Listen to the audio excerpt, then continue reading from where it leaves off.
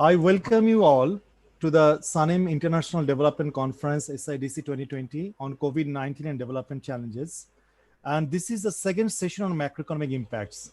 May I request chair, discussant, and the four paper presenters to kindly turn their videos on. From SANEM, we thought that a conference like this will significantly contribute to the public discourse on COVID-19 and its impacts. I welcome and thank the chair of the session, Dr. Hans Timmer, Chief Economist, South Asia, the World Bank.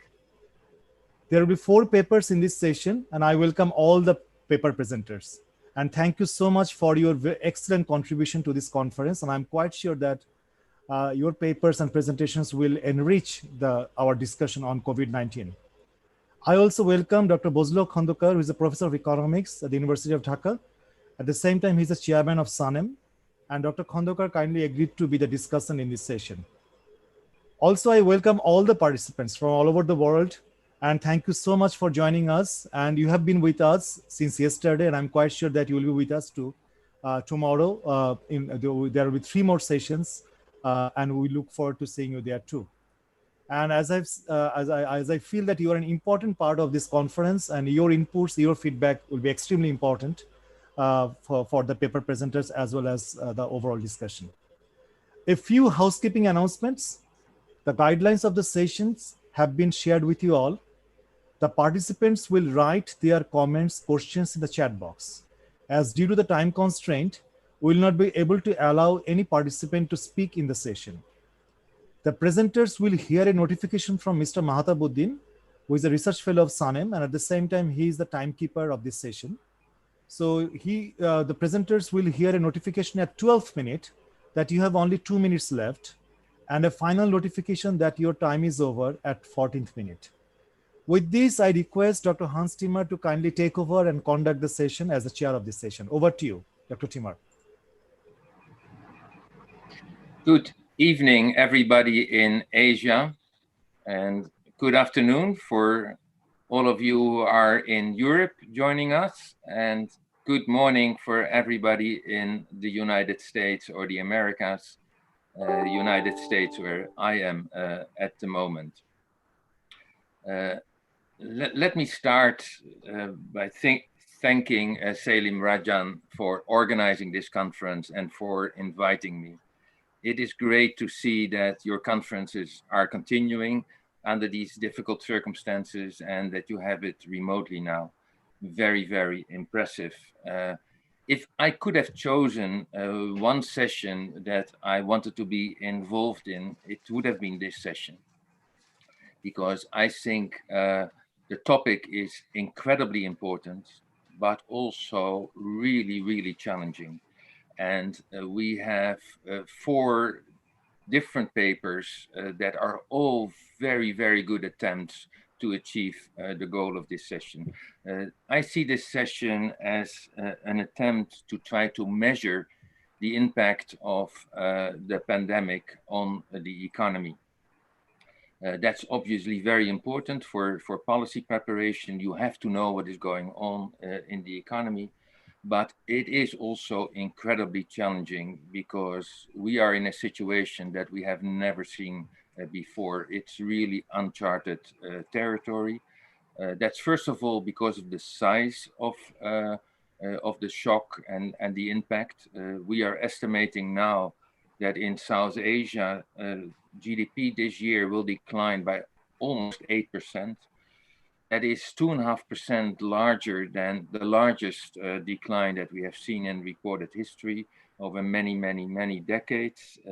So that is uncharted territory. But even more importantly, we are in a new situation because the character of the downturn is very different from what we are normally seeing. First of all, we are witnessing many supply shocks instead of just demand shocks. That has consequences. It means that fiscal stimulus is not that effective as under normal downturns. Governments have to rely a lot more on relief efforts. Public work programs are more effective.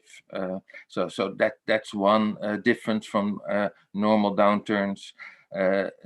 Secondly, consumption is much harder hit than under normal circumstances. We expect this year consumption to decline 10%, so more than GDP. While normally consumption is being smoothed over cycles, that has huge consequences for the impact on poverty. We cannot use the normal relationship between economic growth and poverty anymore. And then thirdly, this crisis is very different because different kind of sectors are being hit. And so especially services sectors that are normally pretty stable over economic cycles are hit very hard at the moment. And that has especially consequences for the informal sector. We are very worried about there. Many informal people are working there. They are not covered by social insurance systems. So that gives also a very different dynamic to the crisis. What is so nice about this session is that we will see 4 different approaches to try to measure the economic impact of this crisis. As I said, you can't just use rules of thumb derived from previous crises. So we will have a paper that looks at the impact on specific sectors using modeling and trying to think through what the impact likely is. We have a paper that uses surveys of enterprises to get real information of what is happening now. We have a paper that looks at past pandemics and whether there's a relationship between pandemics and fiscal policies. And then finally, we have a paper that looks at and collects new high-frequency real-time information so that we also get an impact. So I'm very eager to listen to the 4 presentations. I understand I don't have to keep time. That is nice as a chairman. Everybody has 15 minutes, and then the discussant has 15 minutes, and then we should have 25 minutes for discussion.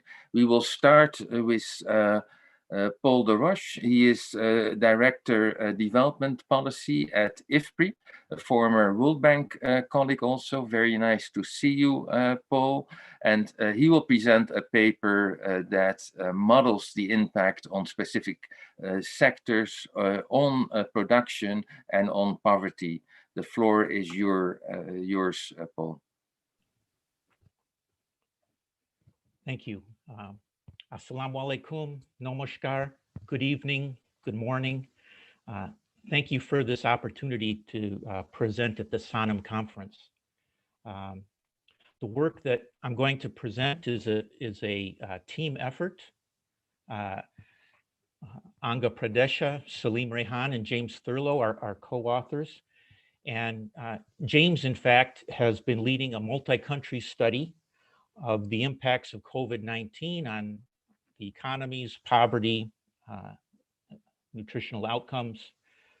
And this Bangladesh study is one part of that study. I'm going to try to share my screen.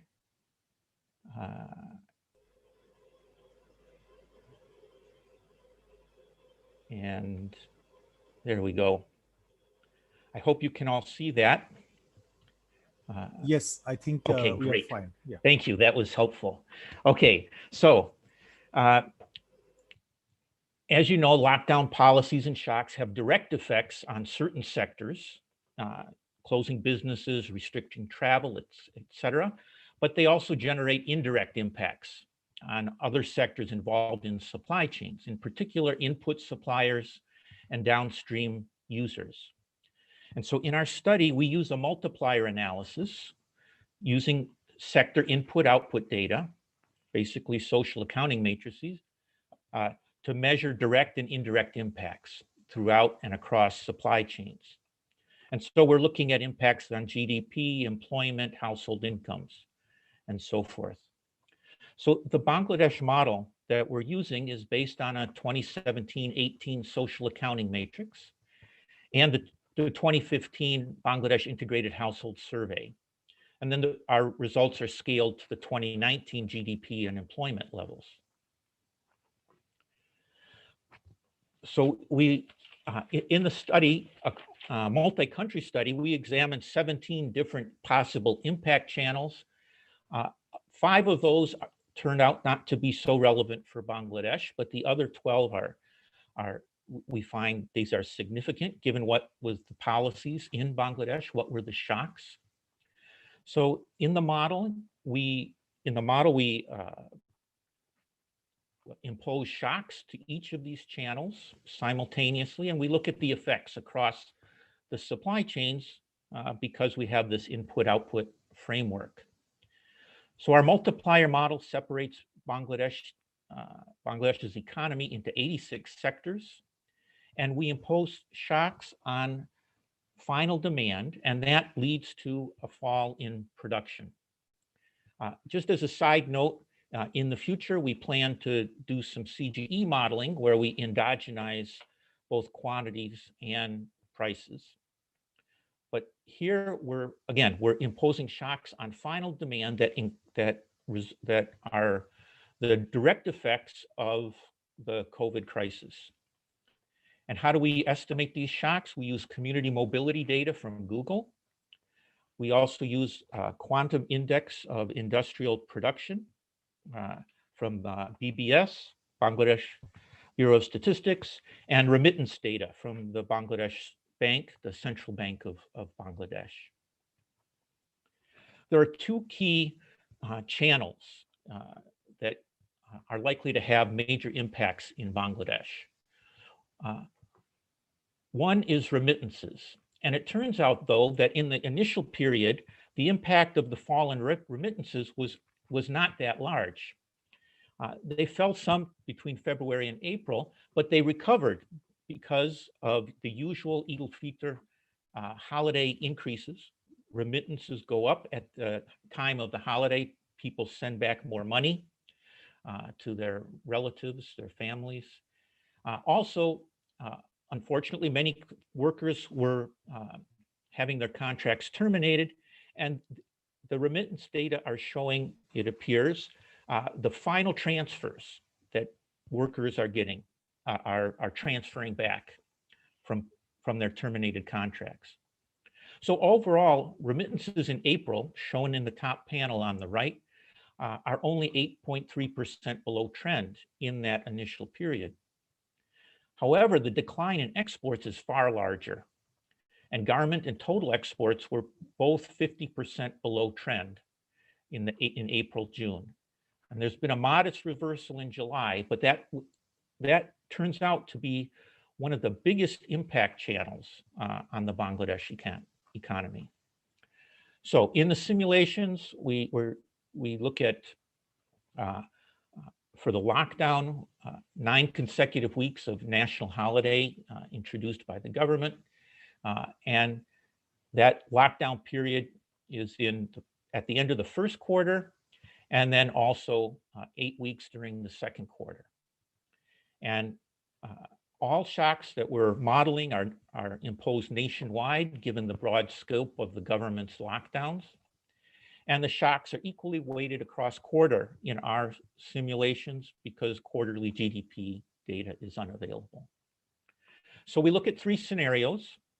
One is the short-run impacts during the 9-week lockdown period, again, March through May. And then we also look at medium-term scenarios involving faster versus slower easing of restrictions. So this is one of our big take-home slides. In the lockdown, Bangladesh GDP is estimated to have fallen by 29% during that 9-week period. And that's compared to a no-COVID scenario. Now, the food system is adversely affected also, and we focused a lot on that in the paper. And it's affected by falling consumer and export demand. And agri-food GDP, the agri-food system, not just agriculture, but the downstream and to some, the downstream and to some extent upstream sectors decline sharply. And the national poverty rate during this lockdown period increases by 25 percentage points. About 42 million people, more people temporarily living below the national poverty line. What were the sectors that caused, what were the channels that caused these effects? Well, the reduced export demand was the biggest factor, but also large knock-on effects of closing down wholesale and retail trade and restrictions on movements of people. And you also have falling demand for services.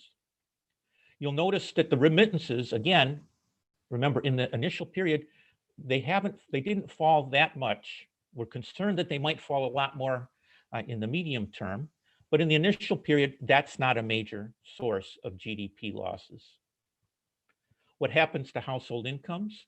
Well, all households experience large income losses, and the magnitudes are broadly similar, but slightly larger income losses for higher income households. Though we don't model changes in saving rates or possible sales of assets that can help smooth income shocks. In terms of the agri-food system, the food supply is exempt from most restrictions, but it's affected indirectly by the falling intermediate demand from other sectors. And so you notice at the bottom left of the slide, food services GDP falls by 43%. Now, food services overall is only a small part of the economy, and so the total effect in terms of dollars is about 0.3 billion US dollars. And other sectors, including, for example, agriculture sector itself, only falls by 3.9%, but it's a much bigger sector, and so it's also $0.3 billion during that 9-week lockdown period. So we look at two scenarios for post-lockdown, the recovery, a faster easing where the economy rebounds strongly in Q3 and returns largely to normal by the end of this calendar year, and a slower easing where there's still productivity in Q4 below pre-lockdown levels. And so what we see here is that as the economy gradually reopens and restrictions are eased, economic losses remain. And in Q3, you can see either 5 or 9% losses in quarterly GDP. But with the faster recovery, you can see by Q4, we're basically little change in GDP. But this average GDP and poverty rates that we can look at hide sharp mid-year deteriorations. And again, I point to Q2, you have big increases in poverty, either 19 or 23%. I think it's helpful here to think about, we can do all these comparisons of growth rates and so forth, and one can get a little bit lost in what is the actual big picture. So here in the graph, you see the top line is showing the pre-COVID expected growth, and the vertical axis is in US billion dollars. So normally we would expect during the year, if there had the basic trend growth, would have increased GDP by a little over 80 billion US dollars. What happened during that lockdown is that we had a sharp reduction in GDP in the April to June quarter, and there has been substantial recovery. But if you'll note that substantial recovery, even under the faster easing and recovery, only brings us back to where we were at the end of 2019. It's basically a lost year of growth. So this is this study has looked at some of the effects of COVID-19 on the economy. There's a lot more that can be done in 4 areas in particular. One is measuring the contribution of the stimulus package and social protection. A second is looking at household coping strategies. And that's a big issue because households in Bangladesh have, in the past, responded to major shocks in part by borrowing in the informal sector. And that smooths their household income losses, but that means they're saddled with that debt for perhaps a long period of time. And perhaps some phone survey data and analysis could help us all understand household choices during this extreme event. Another area for working for further work is looking at compounding factors, in particular production shocks to agriculture related to recent flooding and so forth. And then finally, better data at the micro level to refine the analysis and inform policy options. And here, one big sector that could use further study is on the health impacts.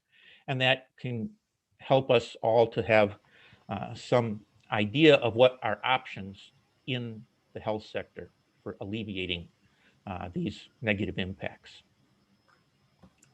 So thank you, and onek donobad.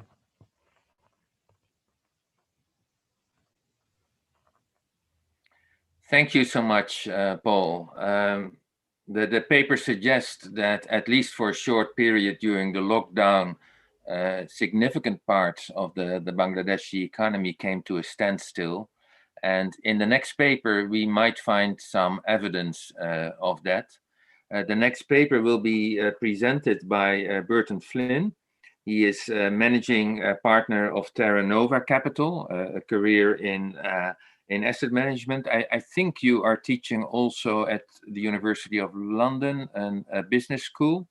And you will present us an analysis of the results of enterprise surveys in emerging economy. The floor is yours, Burton. Thank you. Not teaching at CAS, but I'm a PhD student actually at CAS. Great, well, thank you. I'll go ahead and share my screen.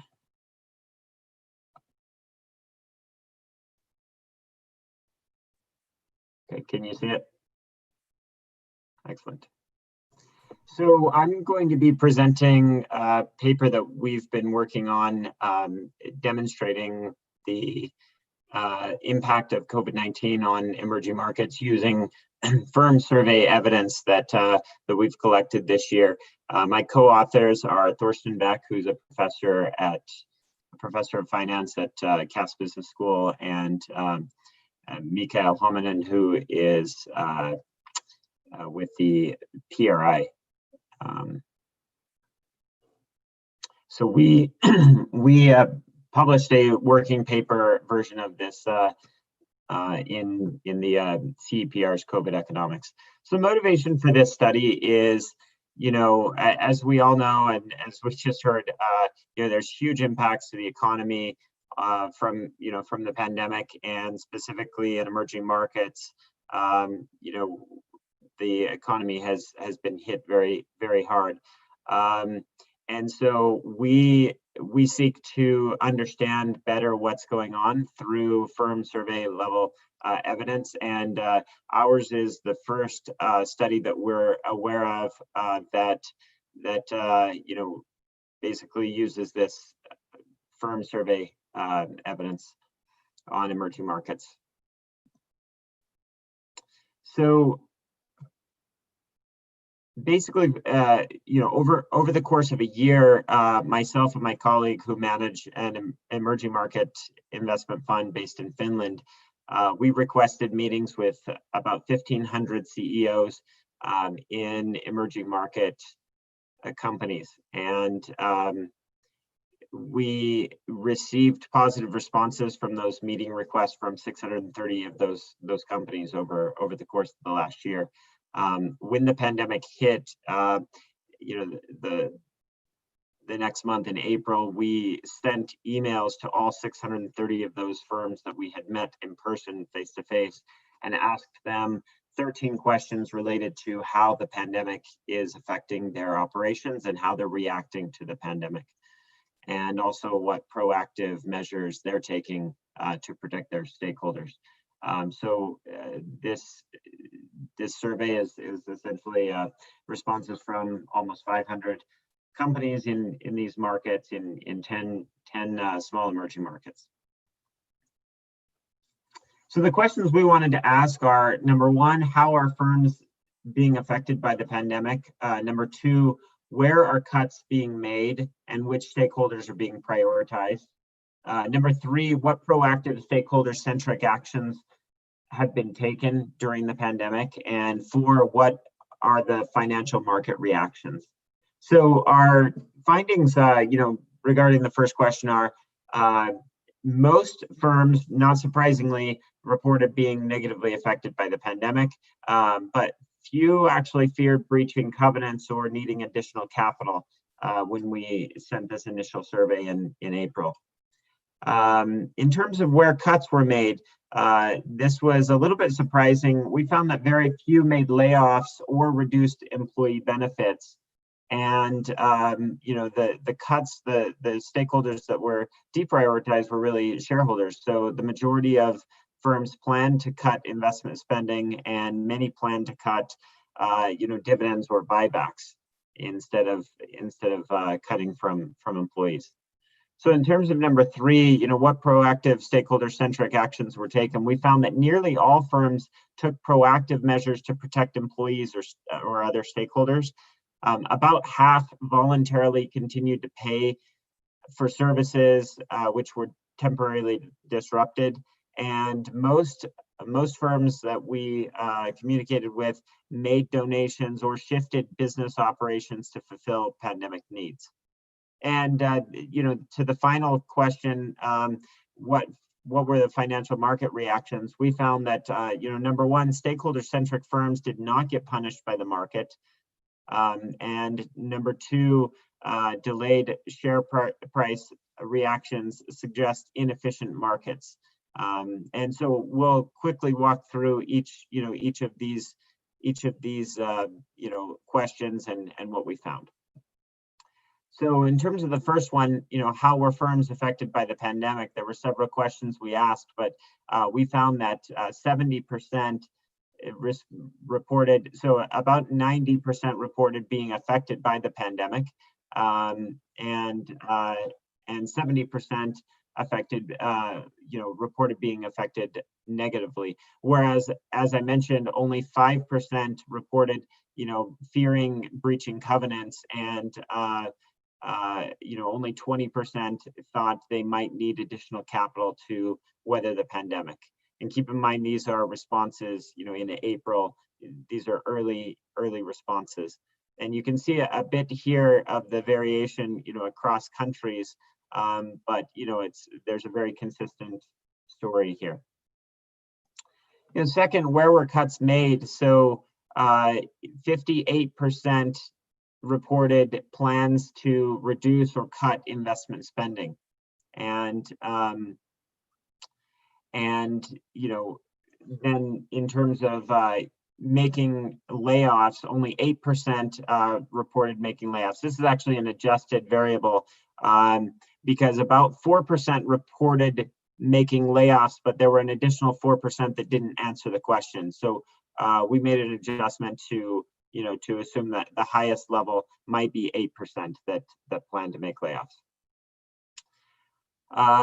About 7% reported making negative changes to employee benefits. And then you can see kind of changes to share buybacks or dividends, and changes to executive compensation were a little under 20%. So the third, what proactive stakeholder-centric actions were taken? We asked, did you take measures to protect your stakeholders? Not just measures, but voluntary measures beyond kind of what the government mandated. And also, did you continue to pay employees or other service providers for, for activities that were disrupted, that were no longer needed? We found half continued to do that. And 90%, 91% continued to,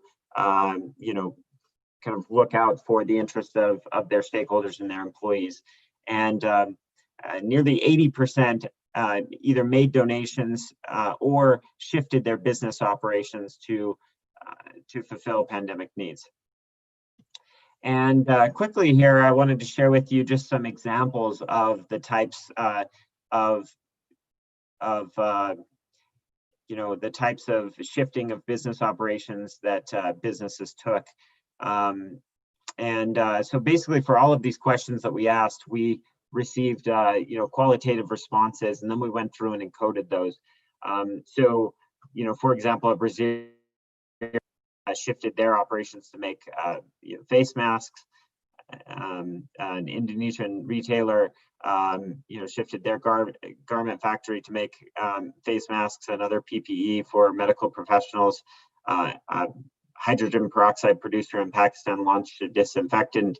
A South African self-storage asset owner made their properties available for NGOs that were storing coronavirus-related supplies. A lot of food manufacturers donated food. Some companies paid overtime rates to those that came to work. Some companies kept paying those that didn't come to work because of the lockdown, and some provided loan relief. And so we have a breakdown here of kind of the types of among all of these responses, the types of support that were given. And then finally, what were the financial market reactions? So what we found was even even though we had this information available to shareholders, even though we received those responses in early April, if you looked at the stock market reactions to these companies that reported being negatively affected by the pandemic or reducing investment spending, those companies the market continued to punish well after kind of the information was publicly available. So we basically find evidence that shareholders that were paying attention to what firms were saying and avoided those firms which continue to have problems benefited. And the second financial market reaction we found was that stakeholder-centric firms did not get punished by investors. We found that throughout the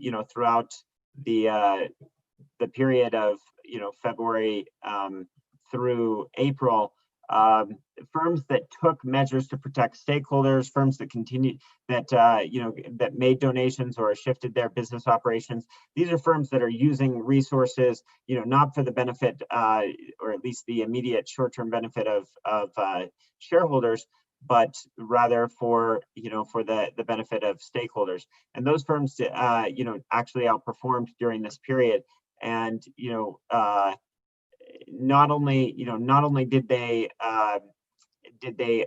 outperform during the sell-off period, they didn't underperform during the recovery period. So we found that at least firms did not get punished for taking these stakeholder-centric reactions. And in doing these regressions, we controlled for various factors. And we found that country-level factors explain the most variation in our R-squared analysis. So in June, we actually followed up with all of these 488 companies that responded to our first survey, and we asked four additional follow-up questions. We asked if there were any updates to the 13 original questions.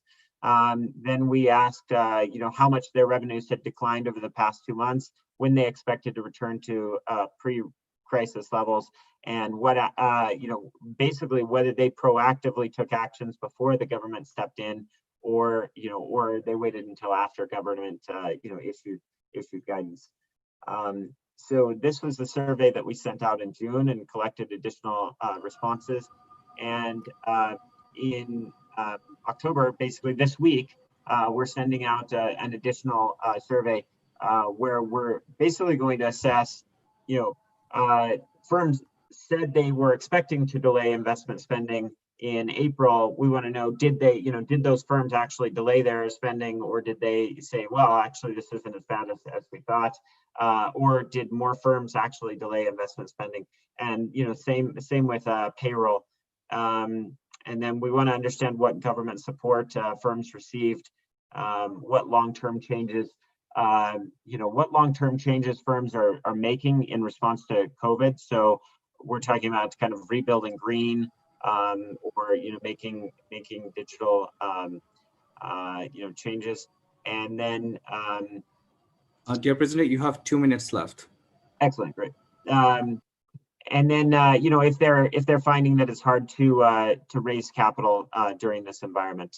And so in conclusion, basically, we found that obviously, not surprisingly, firms were negatively affected, but that firms prioritize stakeholders over shareholders, and this prioritization doesn't seem to be punished by the market, and might have actually been favored by the market, and that markets were slow to react to available information.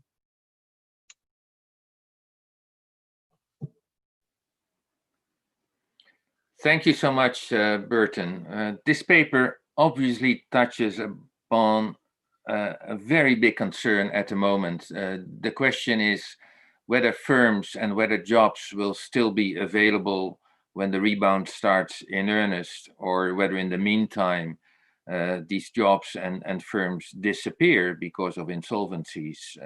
And so your conclusions are very positive to answer that question at the moment. But in the chat, there was already a question whether the situation is different for smaller firms. So the impact of the size of firms, we can go back to that in the discussion. We start now with the third presentation by Himadri Shekhar Chakrabarti. He is a doctoral research fellow, Indian School of Management in Kolkata, and he will talk about historical patterns of pandemic uncertainty and their impacts on fiscal policy. The floor is yours, Himadri. Himadri, you have to unmute yourself, please. Sorry. Yeah, thank you, sir. So am I audible now? Yes, you are. Okay. So is my screen visible right now? Yes, it is. You may need to put in with a slideshow. Yeah, sure.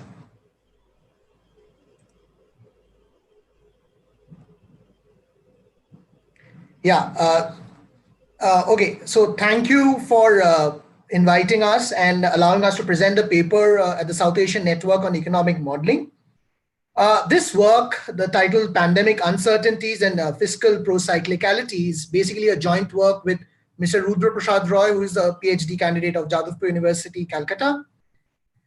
Now, this work is basically on lines of the unprecedented times that we are living right now, both where both the physical and the mental health of countrymen and women are being affected, as well as the fiscal and financial health of the countries.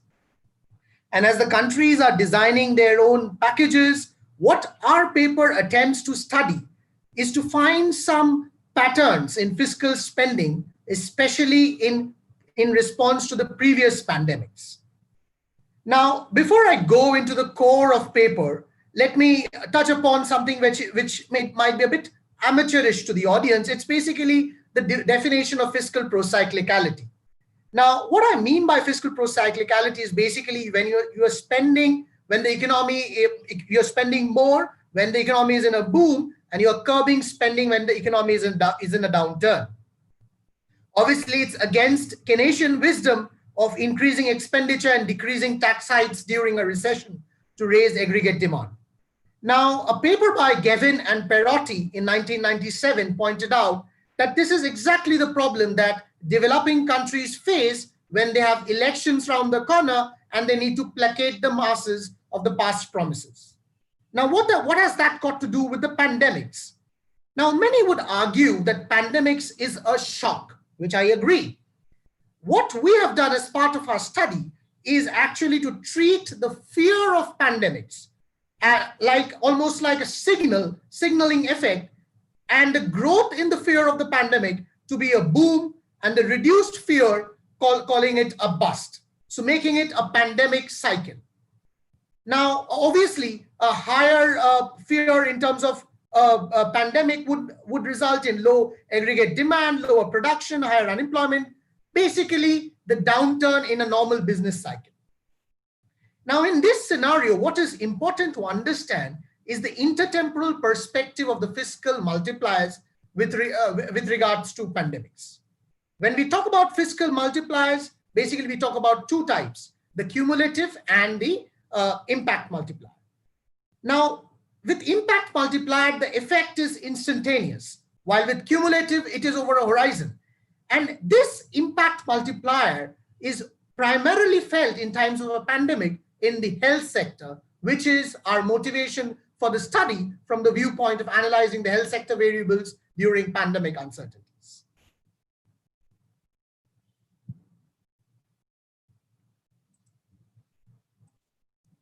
Hello? Yes, Yeah. we can hear you. You can carry on. Okay. So now coming to the fiscal interventions in the health sector. Now, what we can obviously see from this graph that the lower income countries and the lower middle income countries have an acute shortage of public investment in the health sector. And thanks to the private sector, that they have bailed out the governments from time to time in terms of the public health expenditure. And what is important to point out in this aspect is the important need of the complementarity between the private and the public sector in terms of pushing the public health expenditure. Now, why is this low public health expenditure seen across these developing countries and the less developed countries? Obviously, one part of the story is related to the lower per capita income. The other part of the story relates to the rising healthcare costs, crude mortality rates, technological progresses, and of course, the aging patterns. Now, what is important to understand here is the importance of the rising healthcare cost, which goes in sync with something which is very commonly known as the William Baumol's cost disease effect, where the sectors very argued that the cost for the sectors offered by people-dependent professions with low productivity growth keep going up in an overproportional manner to the cost of the sectors with continuous productivity growth, such as the manufacturing sector. No wonder we find that there is a glaring insufficiency in terms of the healthcare personnel, be it the physicians, nurses, hospital beds, etc., in terms of the various countries. If you see, the least developed countries have almost like 2.5 doctors per 10,000 population, compared to, say, around the OECD countries, which are the more developed ones, which have around 29 per 10,000 people. Now, what is the novelty of pandemics? Now, first and foremost, we all know a pandemic occurs when an epidemic goes beyond the shores of a particular country. Now, long before we were talking about COVID-19, there have been pandemics both in the distant past as well as in the recent past, like HIV/AIDS, SARS, Ebola, and many others. Obviously, there's been limited research has been conducted on a collection of pandemics and their implications on economic activity as a whole. What the researchers have done is basically talk a lot about the implications of a certain pandemic or an epidemic in a particular country. For example, Lee and Arnaud complain about the limited, inadequate federal funding and treatment and community-based services during the early part of AIDS. Marcus Haker, he points out that the demand for health services increases substantially the capacity of governments to cope with the epidemic, which gets eroded. And obviously the government budgets are hit hard, large-scale resource mobilization is required to take the help of international donors.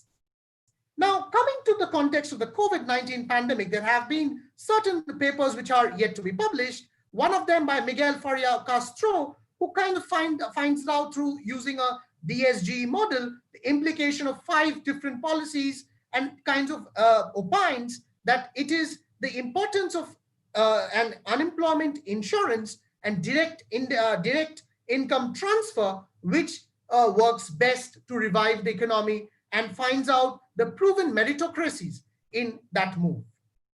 However, their work ignores what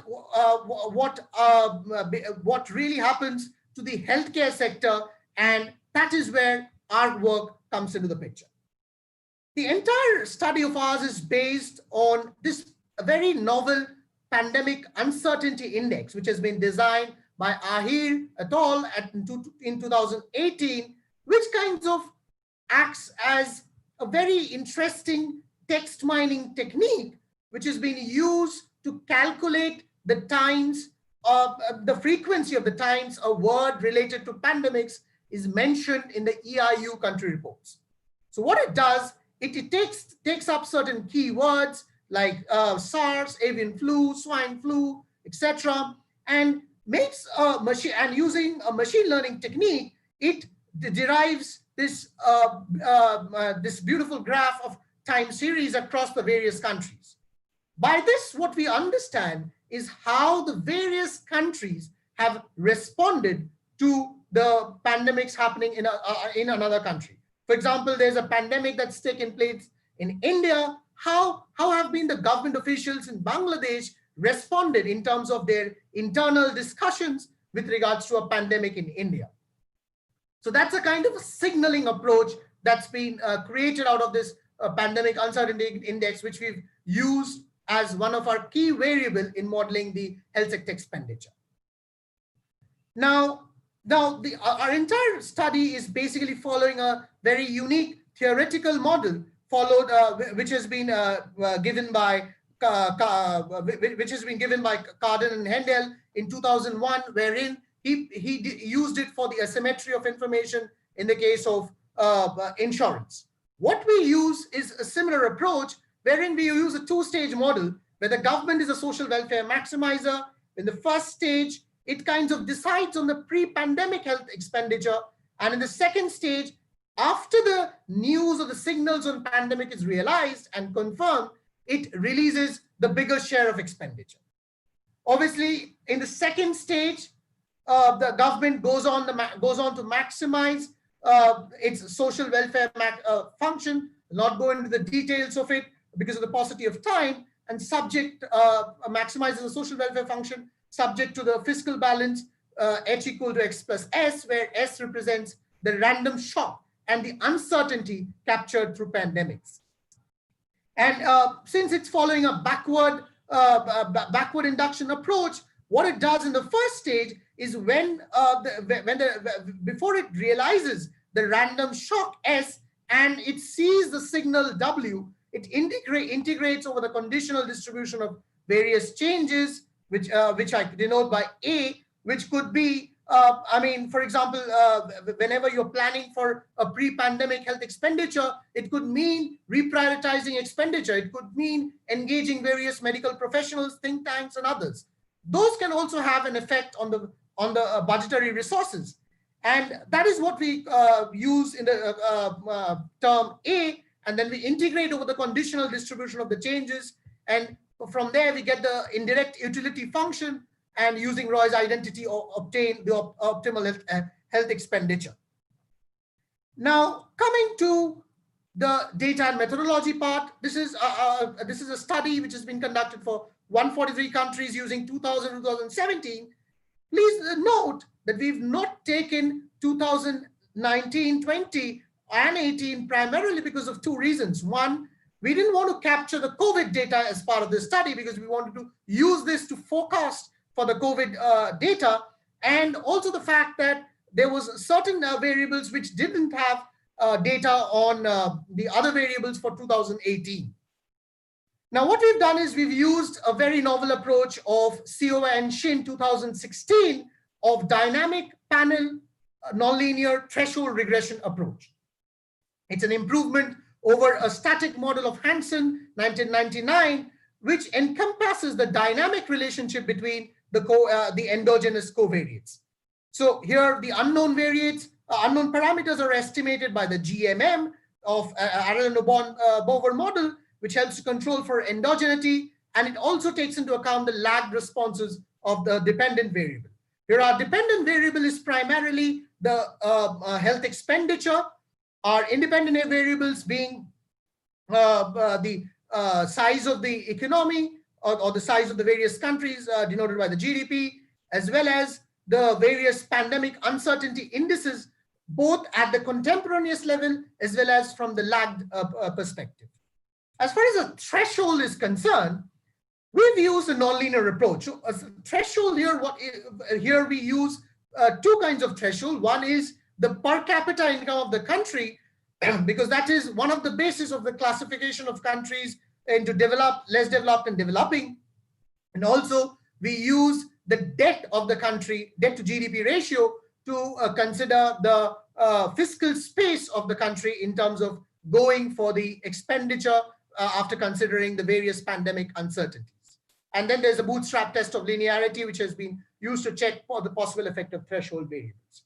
One of the reasons why we've used this threshold nonlinear approach is because it has been proven in the literature that health sector variables often have a censored way of progressing. There is a discontinuity in their progression, and we've tried to capture that using this novel approach of Seo and Shin in 2016. Dear presenter, you have 2 minutes left. These are our primary results that we get.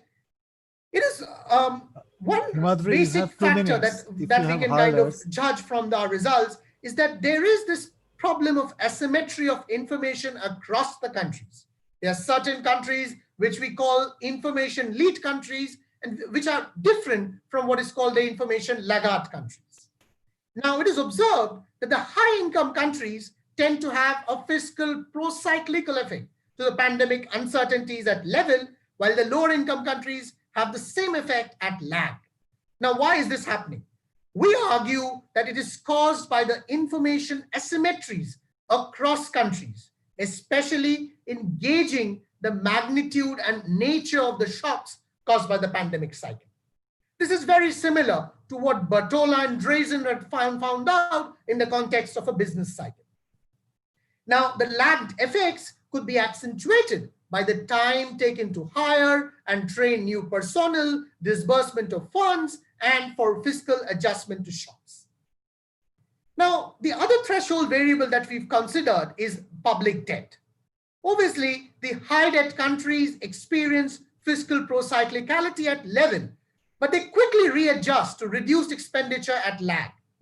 Again, fiscal space for these countries is very limited in most countries, and public debts acts as one of its major constraints.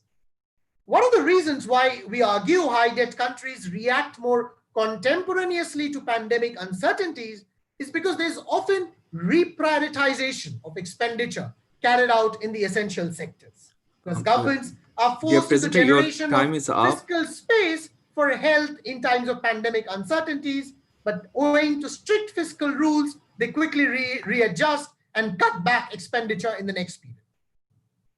The low debt countries, they increase health expenditure only once the pandemic signals have intensified in the next period.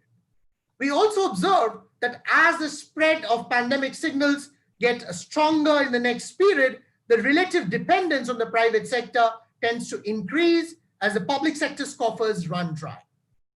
As far as high debt countries are concerned, the relative dependence on the public sector is more, as the private sector would be slow in investing, especially if it anticipates a rise in taxes by the government.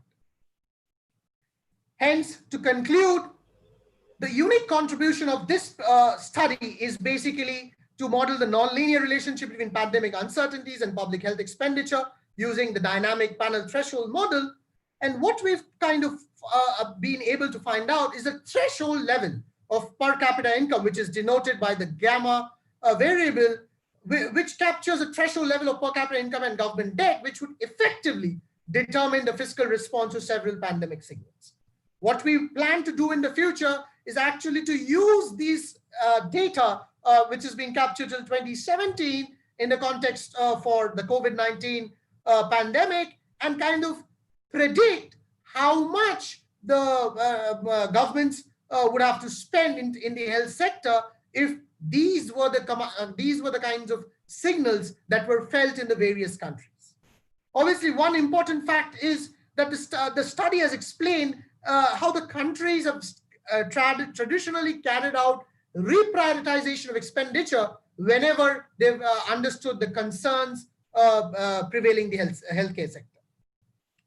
The variation in the pro-cyclical effect gets pronounced as pandemic uncertainties tend to impact the lower income countries a bit late because they are the information laggard countries compared to the higher income countries. This is where we stress the importance of information asymmetry across countries in designing the stimulus for the healthcare sector while battling for COVID-19. And for sure, this is where the low-income countries stand being the most vulnerable among the other group of countries. Thank you. Thank you, Himadri. Your paper really brings home that the first impact of the pandemic on the economy is the impact on the health sector. And the first task of governments in their relief efforts is trying to save lives and invest in the health sector. And that channel remains very important because the pandemic is still not under control in South Asia. And there is an enormous challenge also coming once we have a vaccine and the vaccine has to be disseminated. So that channel on government expenditure and the health sector is a very important one.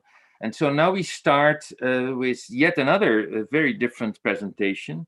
The presenter is Sebastian Franco Bedoya. He's a colleague of mine. He's a research analyst in the Chief Economist Office for South Asia in the World Bank. And he will present a paper where he uses daily electricity data, so that's real-time data, and also nightlight data to get an estimate of the impact of COVID-19. Sebastian, the floor is yours. Okay, thank you, Hans. Thank you, Selim. Thank you to the conference for the opportunity to present. I'm very happy to present.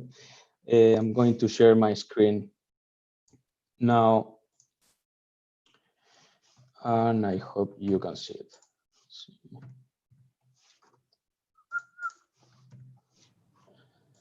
There we go. So the paper that I'm going to present today, the title is Examining the Economic Impact of COVID-19 in India through Daily Electricity Consumption and Nighttime Light Intensity. Let me start by saying that this is joint work with my colleagues, Robert Bayer and Virgilio Galdo. We all work at the South Asia Chief Economist Office at the World Bank, and this is part of the South Asia economic focus, that we publish in 1 week from now. So I invite you all to check more details on our publication next week. So let's go there. There is no doubt that the COVID-19 pandemic has disrupted economic activity in India. We have many indicators that show us from time to time what is the economic situation in the country. Now, to design policies aiming to mitigate this impact requires high frequency data that is almost in real time. And additional to this, what you also need is data that has a high spatial granularity. Data that in such a big country like India allow us to see what is the heterogeneous impact in economic activity. So that's precisely what we do in this paper. We show that electricity consumption and nighttime light intensity are very good proxies for economic activity in India. And yes, we confirm that there is a very heterogeneous impact across states, districts, and cities. And what is more, there is a very heterogeneous impact within states, within districts, and within cities.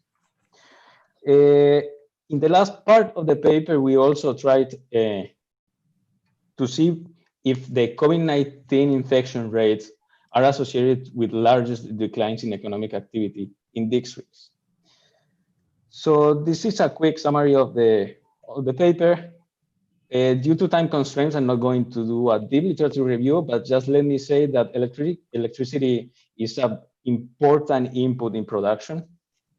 And this is why at the very beginning of the pandemic, it has been used as an indicator to assess the economic impact of COVID. Cicala 2020 is one good example in Europe countries. And the appealing factor of this kind of data is that you have it available daily, with, in the case of India, with only 1 day of delay. So it's really high frequency data. And in the case of nighttime light intensity, this is data and images captured by satellites. It has been extensively used in the literature, going from monitoring economic activities to assessing regional convergence, and more recently, evaluating the economic impact of India demonetization in 2016. In the case of nighttime light intensity, we have it at the monthly frequency with only 15 days of delay. So if we want to prove that electricity and nighttime light are good proxies for economic activity, the first thing that we have to do is to link these two indicators with GDP. In this case, the dependent variable is gross value added at the India aggregate level. So what we do is to regress GVA on electricity and night light independently and at the same time. For instance, in column 1 and 2, what you have is that we regress on electricity with and without the trend, and with quarter fixed effects to control for seasonal patterns. In columns 3 and 4, you have the same, but for night lights. What we observe is that there is a statistically significant positive correlation of each of the variables with economic activity. Now, what we see in column 5, when we regress economic activity on both variables at the same time, is that night light is no longer significant. Only electricity is significant. The way we interpret this result is that, okay, so we are going to use electricity as a nowcast indicator whenever it is available. That means at the country level, at the state level. Whenever this data is not available, we use the night light, given that both of them are positively correlated with economic activity. Again, we ran a couple more robustness checks. We demean each of the variables before running this regression with and without fixed effects. And in column 8 and 9, and this is also very important, we regress electricity on night light. Again, controlled by the trend and by seasonal patterns. And again, what we find is a positive correlation of these two indicators. So once we have shown that these indicators are good proxies for economic activity, in the previous slide, I did it at the country level, at the aggregate level, and here we do it at the state level. Okay. So let's just start with electricity. Here you have the evolution of electricity consumption in India at the aggregate level since 2013. And what you observe is a clear increase in linear trend with also clear seasonal patterns, right? This is daily electricity consumption. And what you also observe is that there is an impact towards the end of the series in 2020. So what do we want to do with this? We want to put in place a model that is able to capture the dynamics of this series and allow us to detect what are the outliers. Outliers in the sense, those points, those days that are deviating from normal times. So to do this, this is the model that we put in place. We regress electricity daily consumption on a linear trend. We include fixed effects as week of the year and date of the week to control for very disaggregated seasonal patterns. We also have the holiday variable to control whether a day is a holiday or not, and we have the temperature variables. These are deviations from 22 degrees Celsius.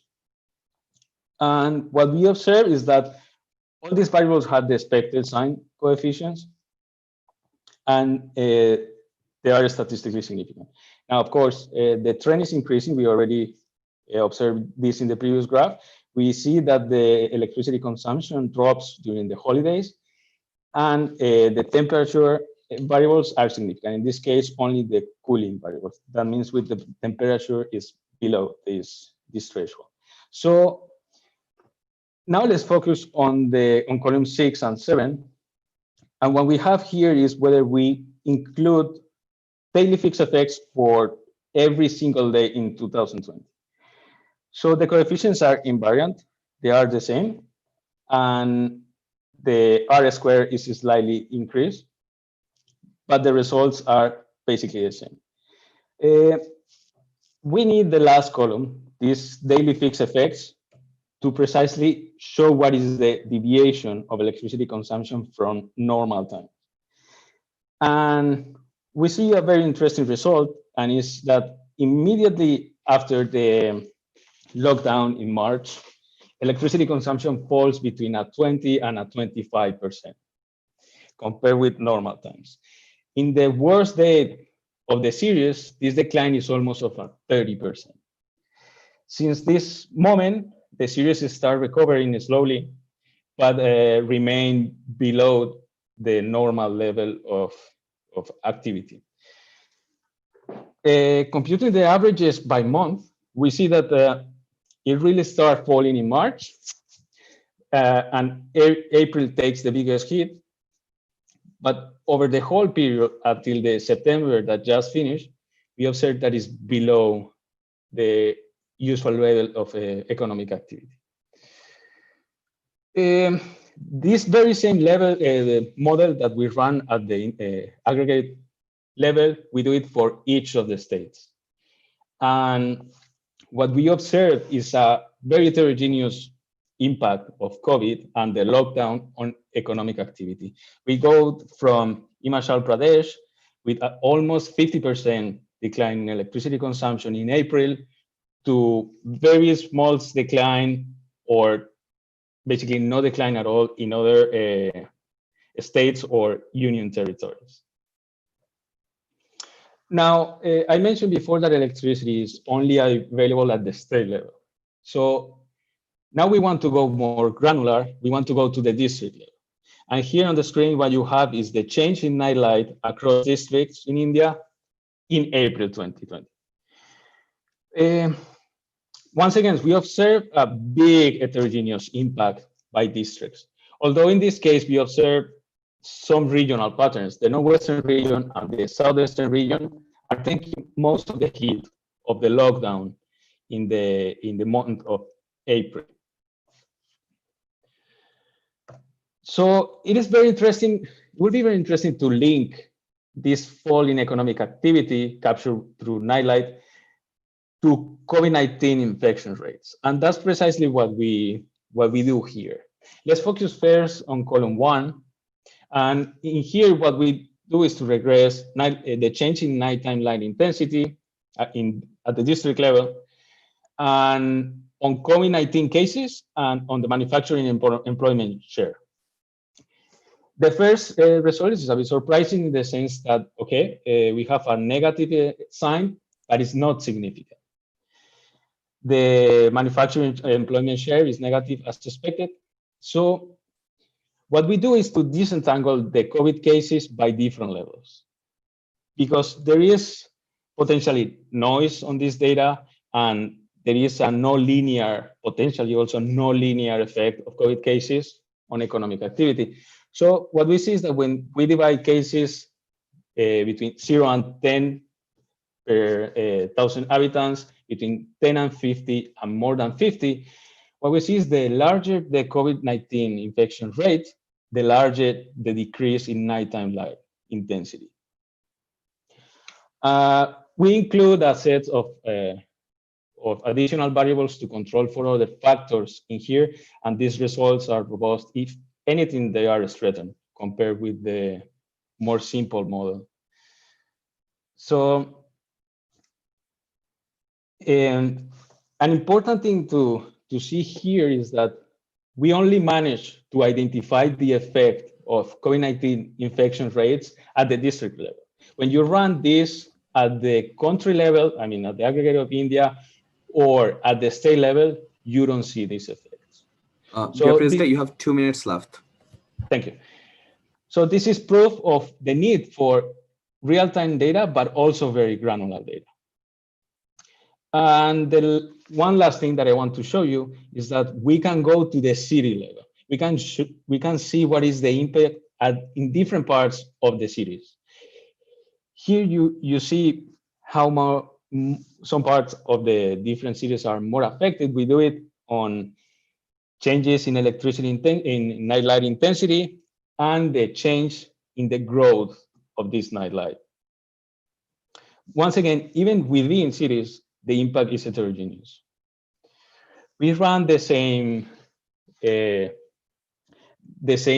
compute the same changes for major cities across India. And once again, the heterogeneity of the impact is one more present. So let me conclude that we show that electricity and nighttime light intensity are good proxies for economic activity in India, and they do it almost in real time. We see that the decline in economic activity captured by electricity is the immediate impact was of a 20%. The average impact in April was of a 25%. And what we observe is a subsequent recovery that does not manage to recover to normal times, not yet. Importantly, this impact is very heterogeneous across the state, districts, and cities, and within the states, districts, and cities. And finally, higher COVID-19 infection rates are associated with larger declines at the district level of economic activity. Thank you very much. Thank you very much, Sebastian. Obviously important in the current crisis to have real-time data, but I think these kind of approaches will stay with us even after the crisis. It's important in South Asia to have much more up-to-date data. Economic data are not very recent in many of the countries. Only 2 of the 8 countries in the region that we are looking at have quarterly national accounts. So these kind of approaches are very helpful. There were several questions about why not use Google mobility data. So let me use the opportunity for a plug of our South Asia Economic Focus that we publish next week, because we will show there also the Google mobility data, and I see that Paul de Roche also has used that. So that ends the 4 presentation. Now an enormous challenge for the discussant, because he has to bring together these 4 papers that look at the topic from 4 very different angles, perspectives, and he has to comment on all of them. But happily, we have a very good discussant, Baslul Hake Kanker, Professor of Economics, University of Dhaka, and obviously also the chairman of SANEM. The floor is yours. Thank you, Chair. And also, as you rightly pointed out, it is a daunting task for me. Actually, the wide range of methodologies used. And I must say that I may not be able to give justice to all the papers, because something is not very familiar to me. But even then, I will try to give my comments as good as possible. So I must start with thanking all the papers presented. They were excellent papers and also very relevant. And as the chair has at the introductory statement said that, I mean, these are 4 different methodologies that have been used to try to assess the impact of COVID-19. So basically, I'll start with Dr. Paul de Roche's paper. Paul is very good friend of us, have been working in Bangladesh for almost 20-25 years, if I'm not wrong. So this is an excellent contribution using deterministic model or a general economic type of model. So I will start with one or two issues that you have mentioned also, that some of the methods that you have used, you have used a conventional methodology, but try to introduce new things in terms of moving from annual to quarterly estimates, which is very good in terms of understanding the impact, because the COVID-19's impacts are basically at the quarter level or even at the monthly level possibly. So that's a new approach that which I found quite interesting. I have one or two questions, and also possibly I did not understand, or you did not have time to explain it. Like, how did you manage to move between annual to quarter? I mean, did you make the SAM quarter, or you use the annual information into quarterly? That maybe I didn't understand fully. The other thing is that in terms of like the use of Google mobility, I thought there would be some explanation, as you have mentioned, I think in your chat box, that you missed that. Possibly that would have also be quite interesting in terms of, because these are new methods, like looking into big data, how the big data can be used for designing the simulation, which is the next generation. People, I mean, the students or people like us will be benefited from this kind of discussion, so that you can add into the paper or some discussion of that maybe needed. The other thing is that maybe again a 9 point, but in terms of the lockdown, I thought one sector, the lockdown in Bangladesh is still continue, that is the education sector, which is fully locked down. So you may thought of that also, because as you can see, education, all the institutions are still closed up to 31st of October. So it may continue in that way. I think the results are very interesting, but also not, I mean, quite expected also. And it is close to what we have seen in other studies, bank, IMF, and also studies by other institutions. So not many surprise in that way. But what is interesting is that you try to see in terms of the direct and indirect effect. I thought that, okay, you have said that, but maybe a little bit further discussion on of the direct impact and indirect effect would have been, maybe I did not get it fully. In the agriculture sector, you have tried to show that, but in the overall, in the macro aggregate, you could have shown that this is the direct effect and this is the indirect effect. And overall, we can see that the indirect effect possibly dominate over the direct effect. So that could have been also maybe a further insight can be given from that. The other thing is that I found quite interesting is that it took two recovery space, like fast recovery and slow recovery. And I think which is also, this would be very interesting and important for policymakers in Bangladesh. They're struggling with how to move forward in terms of, and if you can take it, move forward like up to another year, like 2021, would have been very interesting in terms of, because there is a tremendous, I mean, like what you call, I think the policymaker in Bangladesh is that the COVID is over. And then I think we are in, we have a very sharp V-shaped recovery, and possibly we will reach the, I mean, 8.2% growth in 2021, which may not be the case. So further, for the policymaker, some of that discussion will be very, very interesting in terms of, and also in the context of second wave, which is happening. I think we have seen in Europe and other parts of North America also. So how this will be impacting the recovery in Bangladesh will be quite interesting. The other point that I would see in terms of, I mean, you have given the result in terms of the level from, and also the percentage change from 2019, but it cannot be also given in terms of like the growth rate, like what is the impact of GDP growth rate. I mean, people are very interested in terms of the growth impact rather than the percentage or the $1 million or $1 billion changes. So in the context of, because there is a huge debate in Bangladesh, we are going to launch our 8-5-year plan in this month. So the debate is basically whether we have 5.2% growth in this year, a fiscal year, and 6.2% growth in next fiscal year, or 8.2% growth in next fiscal year. So I think in terms of growth, the connection with the policymaker is much more straightforward. So in that way, I think that would be helpful. But overall, this is an excellent paper, and I think if you can extend it to 2021, that would be very helpful for the policymaker.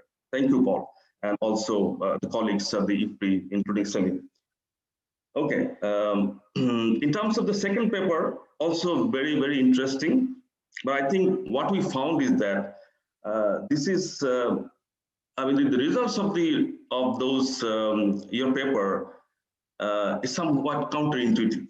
That the way we have seen the negative impacts of COVID-19 all over the world in terms of all the sectors. So this is refreshing to see, and also I think difficult to also absorb. So let me say in terms of maybe that you have actually tried to, there could be some biases in terms of the selection of the firms. So basically from your paper, what I found is that you were actually concentrating on medium and large firms, and those firms are in the formal sector and also listed. And according to your paper also, that they may be covering 0.5 to 8% of the respective country's GDP in that way. So given that, there could be some biases, I understand that.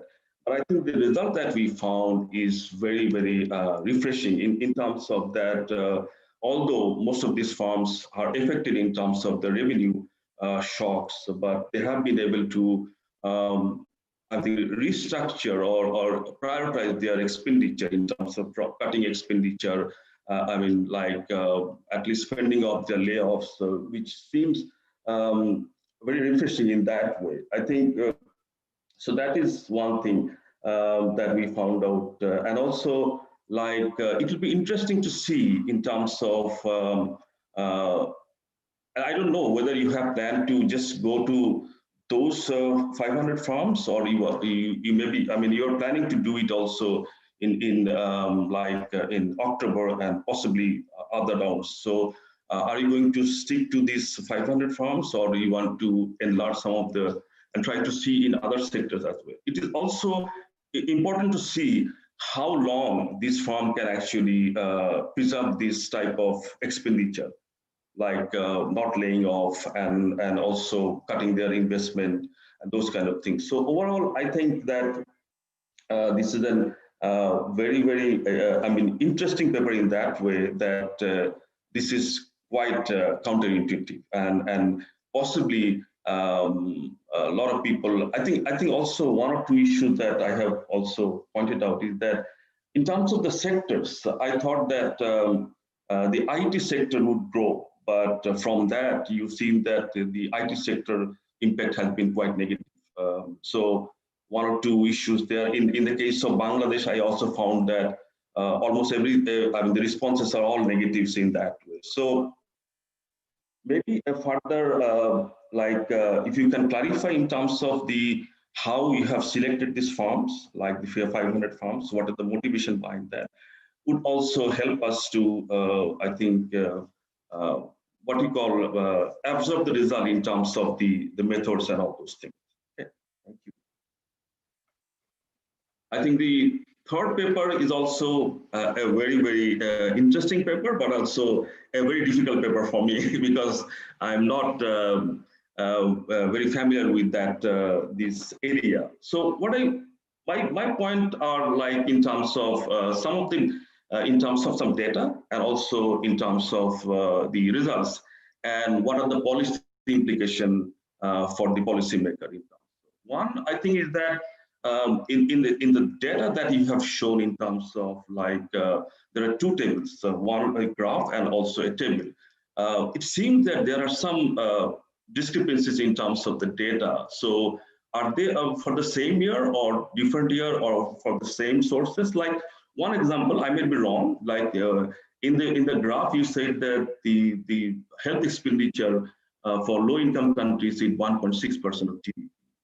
In the bottom table, it is 4.2% of GDP for the least developed countries. So maybe you can use one data or other data, or I don't know whether there is the crossover in terms of the data and all those things. So that may clarify in that way. And started with like the impact multiplier and cumulative multiplier. Some discussion on that would have helped. Also, is there any quantification in terms of what is the size of the impact multiplier and cumulative multiplier across these different 4 types of countries that you have mentioned, or the group of countries that you have mentioned?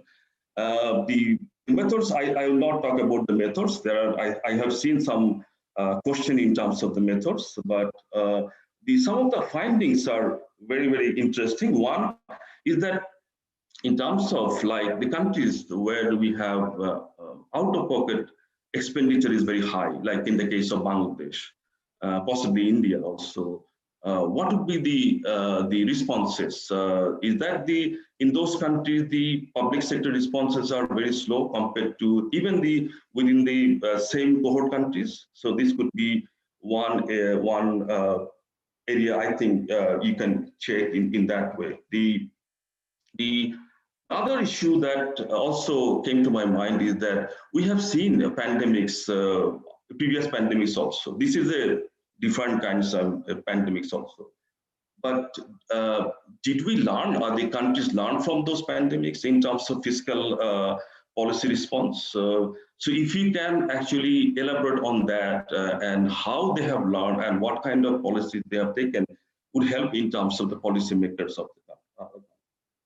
I think one area, I think your paper could be quite interesting in terms of if you can provide a policy matrix in terms of what I mean is that you have these 4 types of countries, like 4 types of groups, or low-income countries, low-middle-income countries, upper-middle-income countries, high-income countries, and you have this threshold, like per capita threshold and debt threshold, and then you can say that, okay, whether they are pro-cycling or counter-cycling, and also what could be the policy response for these countries? Where should they do this thing? What kind of policy can be? I think that would help in terms of the policymaker. I think the policymaker likes to see like the matrix format and those kind of things. The final point that I like to make is that I think that is it possible to switch the health expenditure instantaneously when you have a very poor health infrastructure and poor governance? Like, does it actually act as a barrier in terms of, like, you see that there is a problem, but I think the sector may not be ready to absorb the additional funds.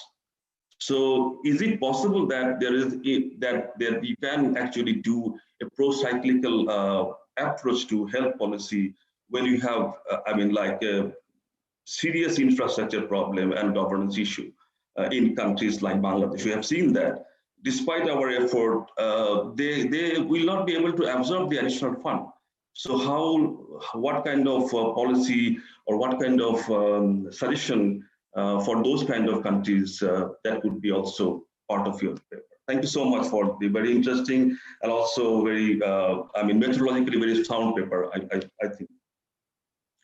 Okay, for the last paper is also very, very innovative. I have seen the previous World Bank work in terms of using night light to capture the GDPs or estimate GDP, and even getting district level GDP, which we have used also in the case of Bangladesh to try to find out, because we don't have any district level GDP. So we actually use your data based on the night light.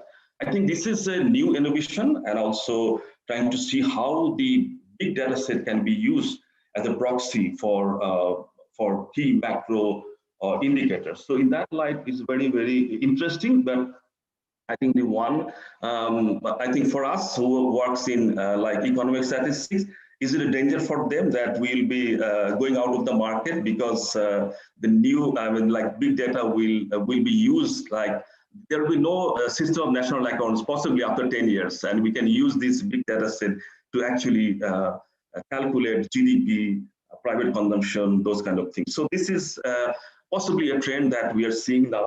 I think the results are also very interesting. Some of the results are also striking in terms of when you have seen in terms of the heterogeneity by district. So I was trying to see what are the reasons for this heterogeneity across like the different states in India and also different cities of India. And I see one example that in the kind of city, like there was a positive in Calcutta and Patna.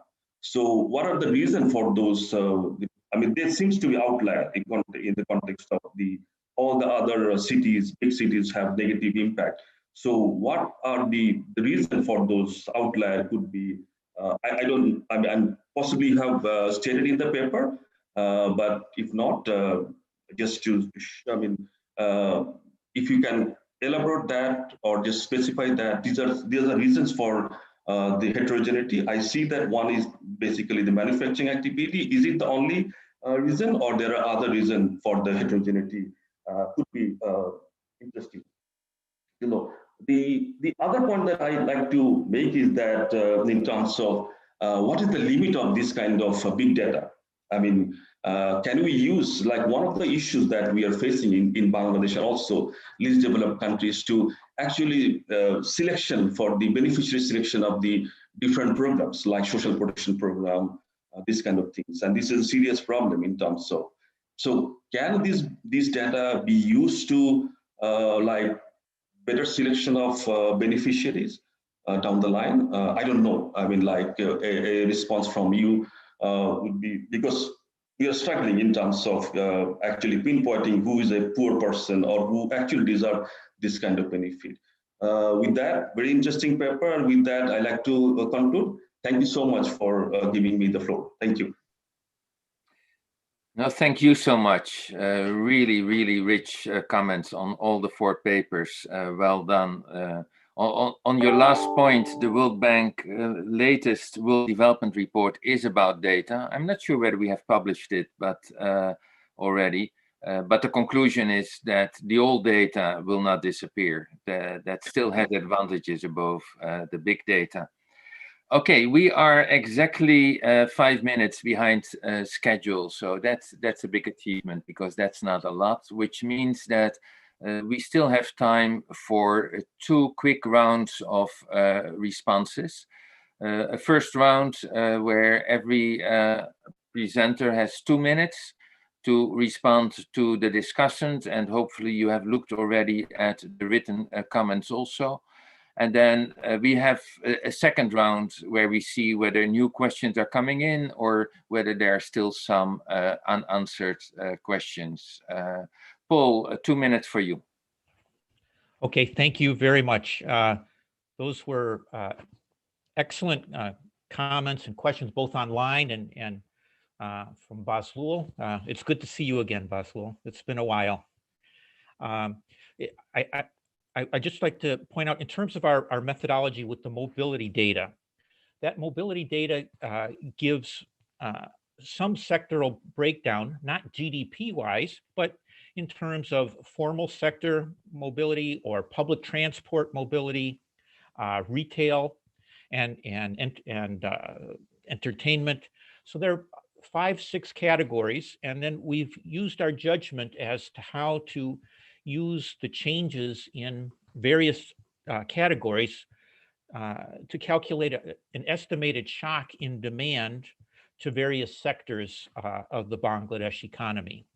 And so that's how we used the Google mobility data, and it did seem to provide a good indication of how badly affected some sectors were. Second, this analytical point of separating the direct and indirect effects, is a very good point. And I think that's something that we could certainly try to do, and then present that as well as, for the broader cross-country study, showing that split between direct and indirect effects across country would be very interesting and enlightening. Finally, a little bit on the extension to 2021. As I said, we're planning to go to a CGE model soon. In the initial period, we thought that the shocks basically are affecting quantities of production very sharply, and that it would be better to explicitly model it that way. But as we go forward, I think most of our analysis will be on the CGE side, but we may be able to do more multiplier analysis on that as well. And in terms of the total growth rate, I had shown that one figure. I think basically, if we go from end of 2019 to end of 2020, the growth rate is, even under the most optimistic scenario, it looks like it's at about 0. Now, of course, that's not the Bangladesh fiscal year. The Bangladesh fiscal year is July to June, not January to January. And so how that translates into GDP growth for Bangladesh, we'd have to take a look at it. But we basically show or think that in terms of from December to December, the growth rate is pretty close to 0, but accelerating in the second half of calendar year 2020. Thank you. Thanks. That was 3 minutes, pretty close to 2 minutes. Burton, your 2 minutes. I'll make up and just take one then. I think you mentioned kind of surprising that the IT sector had so many negative responses. I think you have to look at basically how the IT sector was negatively affected. So basically with the shutdowns, for example, employees getting to work or any restrictions that were made were considered negative effects on, so it wasn't that the IT sector shrunk. The second thing is these were responses just a few weeks into kind of lockdowns and such. I think the expectations were maybe worse in the IT sector than they actually turned out to be. So, and then the other comment that you made was further clarification on how we selected these firms. So we essentially emailed every single firm in each of these 10 countries using the contact information that was available on their website and in other databases, and asked for meetings with every one of them. We excluded firms that had very low trading liquidity, so we defined that as $250,000 of trading value per day. Below that we didn't reach out to, but everyone that had above a certain trading liquidity that was considered investable, in a sense, we reached out to, and then those that responded and gave us a meeting are the ones that that we met with, and then we followed up with those. Thank you so much. In the second round, I will come back with some of the questions that we found in the chat box. Himadri, 2 minutes for you. Thank you, Professor Bozlul, for your comments and suggestions. First of all, I would like to give a small apology. I actually missed my audio because of some issues, and hence couldn't maybe listen to the timer when the presentation was on. Apologies for that. Okay, now coming to the questions. First of all, on the chat box, there were a couple of questions by Professor Priyobroto Paul and Professor Rehan regarding considering health expenditure as the percentage of population and not as percentage of GDP. We've actually used that as a robustness check, and we found very similar results on that. I mean, we probably used it as part of GDPs because probably we've also considered one of the independent variables as the size of the country, which takes into account the population. Now, coming to Professor Bozlul's comments, first, sir, you pointed out about the discrepancy in terms of the health expenditure in the two tables. So the first table is on the government health expenditure, and the second one is on the total health expenditure, which includes public, private, as well as some external grants. So that is how I had designed it. The second one you talked about on the cumulative and the impact multiplier, if the size of the multipliers could be ascertained. It's a very interesting comment. We haven't actually looked into it, but probably, I don't know whether this would be possible as part of this paper, but this could be something that could be taken forward, especially in terms of using some simulations to get the impact and cumulative multipliers. Especially, I mean, it would vary for a normal pandemic and for a business cycle kind of a thing, because the impact plays a bigger role in a pandemic situation. The third and the fourth one, I'll combine it in terms of the whether we can learn from this experience and whether a fiscal matrix could be prepared for this. Another, again, very interesting observations. What we plan to do, as I told in my presentation, we wish to use this data to forecast for the COVID data as well. And that will kind of give us an idea in terms of how much the expenditure that these countries have to undertake. Now, we also have data on how much the governments have actually have given in terms of the fiscal stimulus for COVID-19. So that by comparing those two, we can kind of get a ballpark estimate in terms of where the countries are falling below or more. The only caveat, the fiscal stimulus is not just for the health sector, it is for the country as a whole. So probably that would be a bit of a tedious job in terms of extracting it, how much is attributed to the health sector as a whole, but that's worth a try. The last one, I think you talked about whether, I mean, in terms of whether if it's a pro-cyclical measure, if things work out very quickly with many countries, I think, I mean, compared to a normal health scenario where obviously when there's a smaller shock kind of a thing, maybe some infectious disease around the corner, that could be difficult. But with a pandemic-like situation, where anyways the countries are fully involved in the health sector per se, probably there could be some reprioritization of expenditure, as I mentioned, which could take place. And yes, may not be at the instantaneous, may not be an instantaneous reaction, but maybe at a lagged basis. But I take your point, it might not come straight away. Thank you, sir. Thank you. Sebastian, 2 minutes. Okay, thank you, Professor Badlou, for the very interesting comments. I took note of two of them. The first one is the reason for heterogeneity and explaining these outliers, state outliers. As you saw, we were trying to explain this heterogeneity through the COVID-19 infections rates and economic compositions, controlling by manufacturing share, services share. Due to time constraint, I didn't have the time to go deeper there, but in the paper, we do control for other factors. For instance, inward and outward past migration.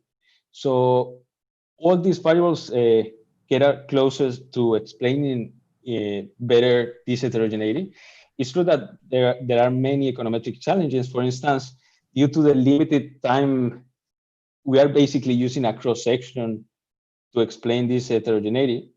But I think we are really moving in the right direction on explaining this heterogeneity. I think that when we manage to update more this data and we have a longer series, we will improve a lot on this sense.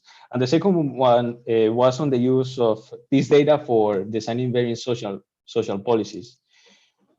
What I think is that it's very interesting to precisely to identify those parts, those districts, those parts of the cities that are hit hardly by the lockdowns, by the COVID itself, to see what is the population that you have to target with these social policies, right? And what is the location of these social policies that you need to put on the ground. So I think that's really the contribution here. We go very granular with the data, so I think this really informs the policymakers for designing very social policies. I hope that I answer your comments. Thank you. Thanks a lot. A very quick second round. Paul, there was a question about the decline in demand for food. And the question was, what type of food products experienced and reduced demand in your view? A second question I have is about your interpretation of the role of exports. You show that as the most important channel for Bangladesh. In our analysis, the domestic shocks are a lot more important than exports. And it could be that if you shift to a CGE model, that the role of exports will become less important, because then you have the general equilibrium mechanisms, and with exports also imports will decline. So what is your assessment of that? Over to you. Okay. Yes, in terms of the food products, I think it was particularly the high value vegetables, essentially non-tradable products that experienced the biggest shock in our simulations, and they were affected very much because marketing had been affected by the COVID-19 restrictions. And then in terms of the work on the multiplier, can you just refresh my mind on what's the last part of your question? So it's surprising that the conclusion is that exports are more important than the import shocks, which is the result of the multiplier analysis, and it will be very different in a CGE model. Right. I think, you know, when we say the export shocks, that means that basic major fall in the ready-made garments and other textile sectors and so forth, and there are big multiplier effects of that in the economy, and that I think is especially the case in the in the immediate lockdown period. So that shock in magnitude was much bigger than the others. But we very much take your point on the need to do that in general equilibrium, because one would expect then to have some kind of adjustment in terms of supply of these sectors, as well as in terms of the prices, again, imports, real exchange rates, and so forth. And that export sector is huge. And so I think that in effect points to a limitation of using a multiplier rather than having the price endogenous, which is our next step. Thanks a lot. Burton, there were questions about the role of the size of firms. Do larger firms react different from smaller firms? And is there also a difference between export firms or firms that deliver for the domestic market? Yeah, so we did look at countries and sectors, as you saw it, and saw variation across countries and sectors. We didn't group them into sizes, so that could be actually interesting to do and see what the responses look like by sizes. So we did not do that, and the other was by exporter. So we did check that. We did, regressions on kind of controlling for whether the firms have a large percent of their sales going to the domestic market or to foreign markets, and we did not see any differences in our regression results or our controls from that. Thanks a lot. Himadri, one question for you. There is a distinction between treating diseases and preventing diseases, especially when you think about mass vaccination. When you look at these historical episodes, do you think you can identify these different parts of the policy reaction? Probably it would be difficult, and the reason being the index that we have used has got nothing to do with the treatment part or the prevention part, and it's basically the amount of internal and external discussions that are happening for a particular pandemic. How is that affecting the response of the government? So that is the entire crux of the paper. So that probably what we can think about is maybe kind of take a dummy variable for our estimation part, where we kind of, for example, when the pandemic is at its peak, we use a particular dummy, and when it is at its downturn, we use another dummy. But otherwise, per se, that index is not capable enough to capture that element. Thanks a lot. And finally, Sebastian, not sure whether you can answer that, but there was quite a bit of discussion about the Google mobility data. Can you give an indication how similar or different signals these mobility data give compared to the daily electricity consumption? Yeah, we have been also working with the Google mobility data, and we observed very similar patterns with the 3 different indicators in this case when we include Google mobility. In this paper, we included electricity and nightlife because we managed to link it with economic activity. The series of Google mobility is much shorter, and we don't manage to make this link, but we find very similar patterns when we compare with Google mobility. Thanks a lot. We are exactly back on schedule, which means that I would have now 10 minutes for concluding remarks. I'm not sure I will use that, but a couple of observations going back to what I said in the beginning also.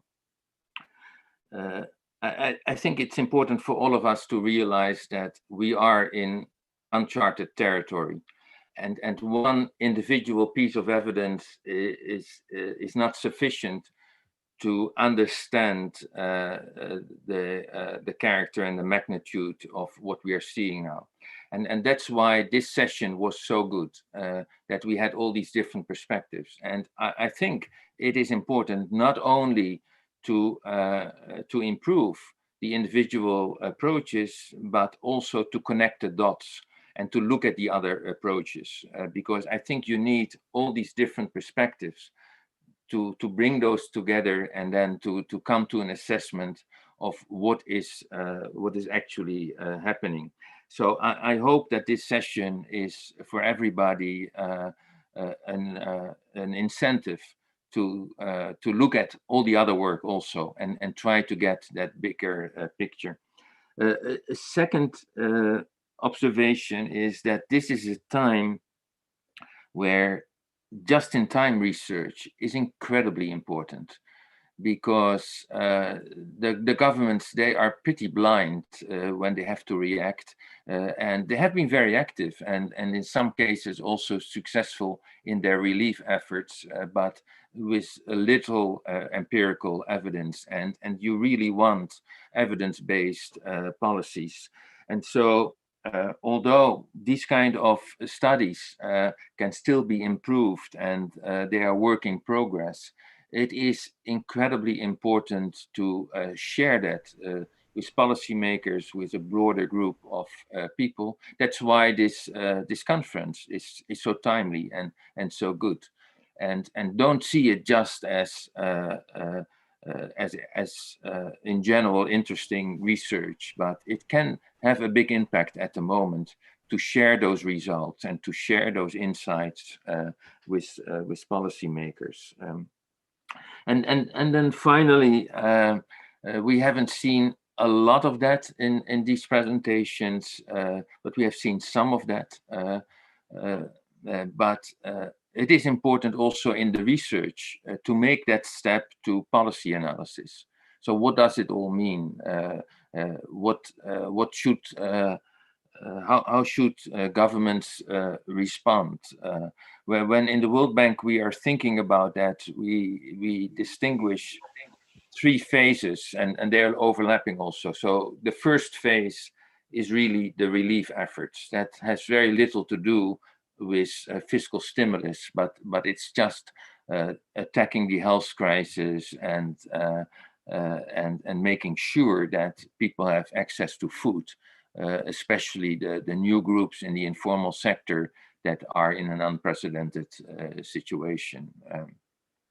And Himadri, in his work, is touching on that, because that is actually some evidence of what that first relief phase is, at least in the healthcare sector. But in other areas, we have to think about that also.